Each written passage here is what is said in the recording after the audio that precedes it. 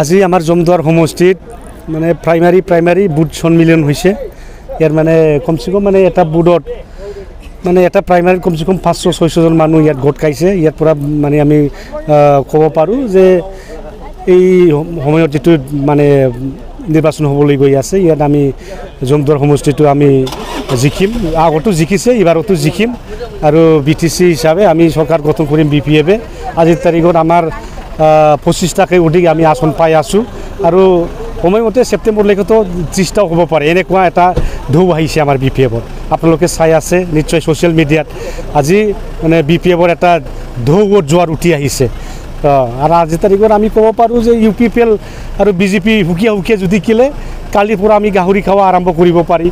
আজিৰ তাৰিখত ক'ব পৰা নাই প্ৰমোদ বড়ো ডাঙৰীয়াই যে আমি অকলে প্ৰতিদ্বন্দ্বিতা কৰিম। তাৰমানে UPPL বিৰাট দুৰ্বল হৈছে। ভিতৰ চৰা দেশৰ মাজত আজি মানে বিভাজন হৈছে। উৰ্খাওগৰাৰ এটা দল, ৰণগৰাৰ এটা দল, প্ৰমোদ বড়োৰ এটা দল, 3টা দলৰ বিভাজন হৈ আছে UPPL-ত। বিসম্বাদ চলি আছে। তো ইয়াৰ কাৰণে আমাৰ কাৰণে ভয়ৰ কথা নাই। আমি মানে শক্তিশালী পাৰ্টি।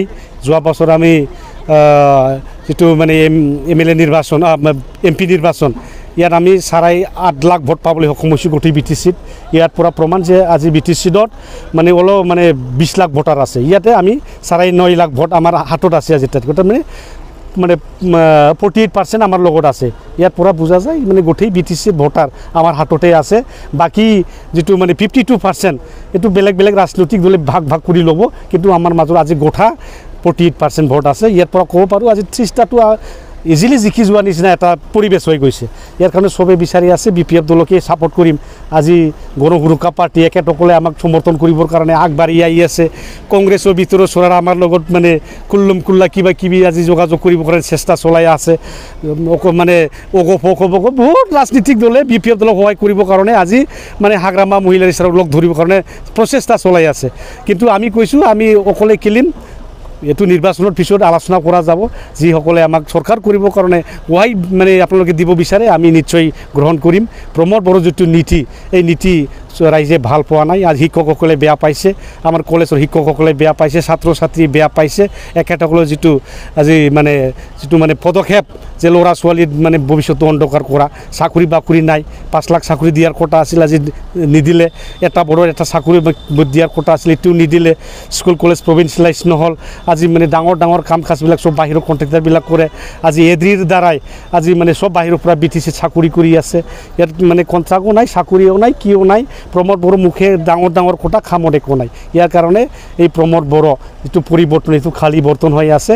তো এই খালী বৰ্তনৰ পৰা, এই অন্ধকাৰৰ পৰা আজি পৰিত্ৰাণ পাবৰ কাৰণে যুৱসকলে আগুৱাই আহিছে, আমাৰ বৃদ্ধসকলে আগুৱাই আহিছে, আমাৰ শিক্ষকসকলে আগুৱাই আহিছে, আমাৰ লাৰ্নেড পাৰ্চনছ, আমাৰ যে ইণ্টেলেকচুৱেলছ সমাজজীৱসকলে আজি চলাই এখেতসকলে আমাৰ BPF দলক সহায় কৰিবৰ কাৰণে আজি ওলাই আহিছে। ইয়াৰ কাৰণে আমি 100% আজিৰ তাৰিখত ক'ব পাৰোঁ BPF-ৰ চৰকাৰ হৈছে হাগ্ৰামা মহিলাৰী চিফ হ'বলৈ গৈ আছে।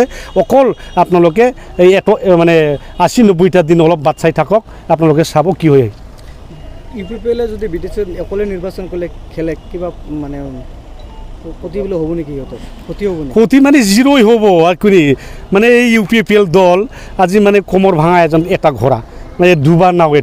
এই দুবাৰ নাৱত মানে ব্ৰহ্মপুত্ৰ নদী আপুনি পাৰ হ'ব পাৰিব উঠিলে।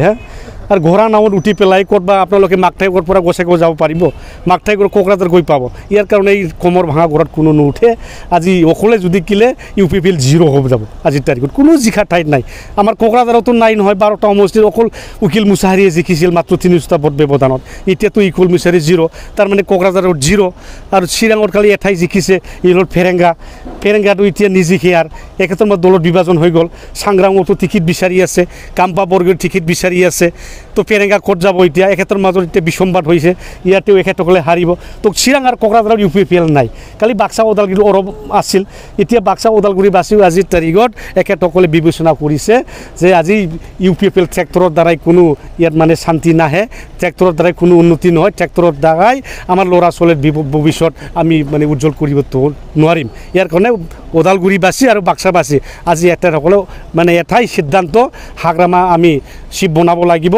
হাগ্ৰামাৰ দ্বাৰাই আমাৰ ল'ৰা ছোৱালী ভৱিষ্যত আমি গঢ়িব লাগিব বিভিন্ন জাতি জনগোষ্ঠীৰ জাতি মাতি বেটি ৰক্ষা কৰাৰ আমি স্বাৰ্থৰ মানে কাম কৰিব লাগিব এইটো হাগ্ৰামা যিটো কৈছে এইটো গ্ৰহণ কৰিছে চবে জাতি বেটি মাতি আমি ৰক্ষা কৰিব লাগিব আমাৰ 26টা জনগোষ্ঠীৰ জীৱন সম্পত্তি নিৰাপত্তা কলা সংস্কৃতি ভাষা ৰক্ষাৰ স্বাৰ্থে আমি কাম কৰিম আমি যুৱলোকৰ আত্মসংস্থাপনৰ কাৰণে 100 কোটি টকা আমি বাজেট কৰিছোঁ ইয়াৰ দ্বাৰাই আমি মানে সংস্থাপন দিম মহিলাসকলক স্বাৱলম্বীৰ কাৰণে আমি ধন ধাৰ্য কৰা হ'ব আৰু সব মানে আমাৰ 5টা গ্যাৰান্টি আছে এই 5টা গ্যাৰান্টিৰ দ্বাৰাই প্ৰতিটো ঘৰত যাতে আমাৰ মানে বিটিচিৰ উন্নয়ন যাতে গৈ পায় এইখিনি ব্যৱস্থাটো এই 5টা গ্যাৰান্টিৰ দ্বাৰাই আমি কৰিম